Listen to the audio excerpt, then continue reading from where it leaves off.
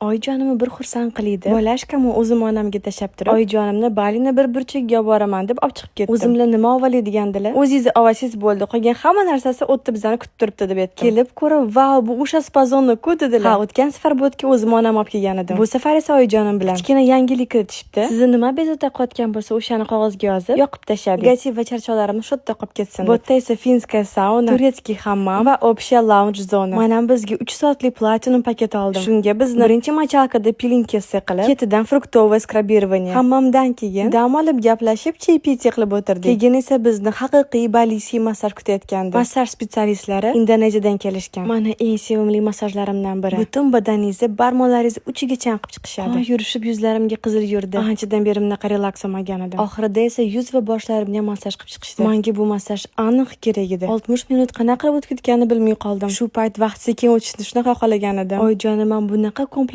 spa olmagan ekanman. O'g'il tug'ib ham o'g'illi ham qizli bo'ldim. Bunaqa noodatiy svidaniya uchun kattakon rahmat dedilar. Onalarimiz bor bo'lishsin.